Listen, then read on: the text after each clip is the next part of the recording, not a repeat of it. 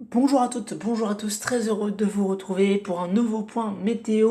On va parler ensemble de l'ouragan Kirk qui va nous concerner l'Europe de l'Ouest pour les prochains jours. On va voir un petit peu comment ça va évoluer pour les prochains jours. Il y a encore beaucoup d'incertitudes, je vous le dis directement, mais l'Europe de l'Ouest est exposée à cet ouragan qui n'en sera visiblement plus un lorsqu'il concernera l'Europe de l'Ouest, mais on va voir tout ça de plus près pour comprendre ce qui va se passer. Donc, pour les prochains jours, on va avoir une dépression là qui va se former sur l'Atlantique pour la journée de samedi et qui va nous apporter dans un premier temps un pic de douceur pour le week-end. Regardez, puisque effectivement dans un flux de sud, eh bien la douceur voilà, va effectivement concerner le pays. Ça va être très passager, ça va être pour la journée de dimanche. On va avoir du coup des températures un petit peu plus élevées que d'habitude. Si on voit les anomalies de température, on voit bien qu'il y a une anomalie ici sur le pays. Et donc, on va avoir des températures un petit peu plus élevées forcément pour la journée de dimanche, notamment dans le sud-ouest. On pourra avoir 20-24 degrés a priori, donc pour le week-end. Ce qui va nous intéresser, c'est ce qui va se passer après. Parce qu'après, on va avoir l'arrivée d'autres dépressions, mais surtout, ce qui nous intéresse, c'est cette dépression-là, un ouragan donc, qui est nommé Kirk par les services météorologiques, et donc qui est dans l'Atlantique et qui va se balader dans l'Atlantique un moment avant de se diriger vers l'Europe. Ça c'est pour du coup la journée de lundi. Lundi, l'ouragan va faire en fait un virage et va venir vers l'Europe a priori. Il y a des incertitudes sur la trajectoire, il y a des incertitudes sur son intensité, sur son creusement, sur le timing encore un petit peu aussi, mais les deux journées qui semblent les plus à risque, ce sont celles de mercredi et de jeudi.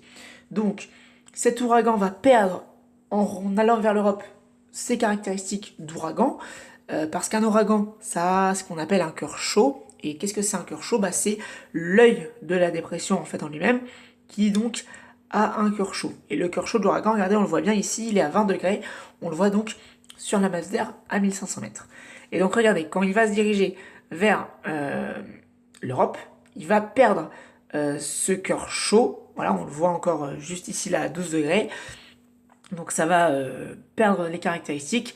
Et par contre, on va avoir une arrivée de douceur vraiment pour le milieu de semaine. Regardez avec donc cet ouragan qui va ramener un flux de sud.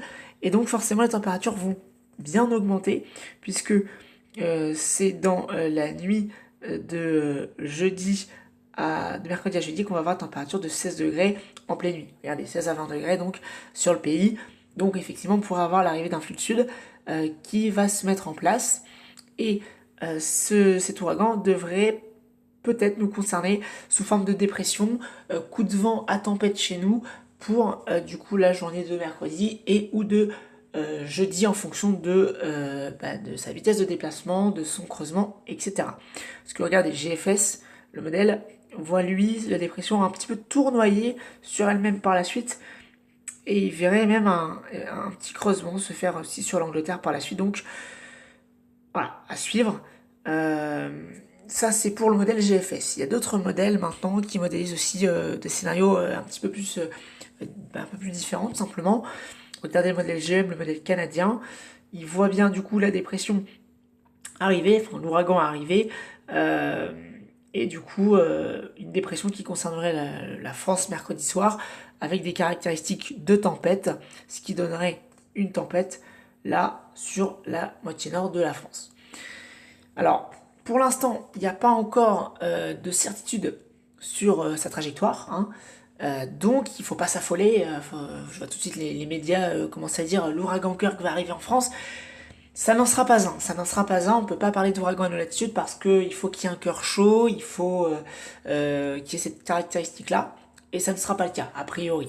Euh, bon, certains modèles un petit peu déjantés voyaient éventuellement un cœur chaud, mais a priori ça ne serait pas le cas, donc voilà, restons prudents quand même sur les termes évidemment utilisés, mais effectivement pour nous ce serait une dépression on va dire classique entre guillemets, dans le sens où ce sera coup de vent ou tempête, hein. Le mot tempête pour nous est beaucoup plus adéquat.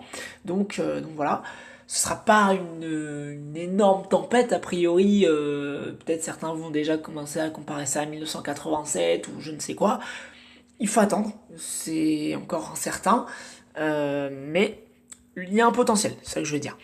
Et pour le modèle CEP, il est assez agressif CEP, regardez, parce qu'il voit vraiment un beau creusement sur le nord du pays là pour la nuit de mercredi à jeudi donc, avec de belles rafales de vent là, on va voir les rafales de vent à 1500 mètres d'altitude, voilà. Des rafales de vent de l'ordre à 1500 mètres de 140, 150 km/h. Donc voilà, les vents à hectopascal, hein, les vents, hein, c'est des vents. C'est des vents moyens, hein, donc attention, ça va bien souffler. Et puis on a aussi d'autres modèles, le modèle UKMO qui est assez intéressant aussi parce que lui commence déjà à nous faire une prévision un petit peu plus détaillée pour les vents. On voit du coup ici le creusement arriver par le golfe de Gascogne pour la nuit de mardi à mercredi. Et par conséquent, le temps que ça remonte, eh bien, on aurait l'arrivée des vents pour la journée de mercredi et celle de jeudi par le sud-ouest. Du coup, regardez, voilà, ça pointe le bout de son nez juste ici, donc ça devrait peut-être concerner la façade atlantique et en remontant voilà, vers le nord.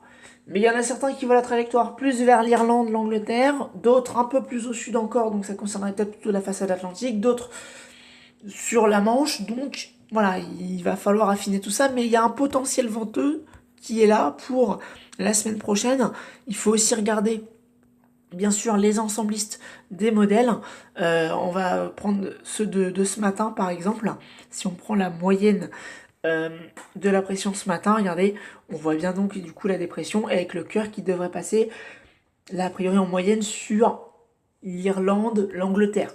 Donc là, on voit bien effectivement la pression qui commence à s'affiner petit à petit. Et en termes de rafale, en termes de moyenne de vent, on voit bien du coup la zone de vent ici, donc assez forte, avec une moyenne de 60-70. Ça paraît pas énorme comme ça, mais déjà pour une échéance de une semaine, ça réagit déjà pas mal en fait. Donc il va falloir surveiller ça. Et donc voilà, effectivement, on voit bien ici les côtes de la Manche qui seraient exposées avec la Bretagne. En globalité, à peu près toute la moitié nord en fonction des scénarios, parce qu'il y a 30 scénarios différents, scénarios différents. Voilà donc ce qu'il faut retenir de cet ouragan, c'est qu'il va se diriger vers l'Europe de l'Ouest, oui. Les conséquences pour l'instant, retour de la douceur, ça semble quasi acquis, donc avec le retour d'un flux de sud très temporaire pour le pays, avant peut-être donc l'arrivée de ce coup de vent à tempête. On en reparlera évidemment pour la journée de mercredi ou celle de jeudi.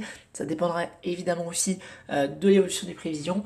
Mais nous referons un nouveau point sur la situation d'ici le week-end pour voir si cette prévision est confirmée. Bonne journée à toutes et à tous et à très bientôt.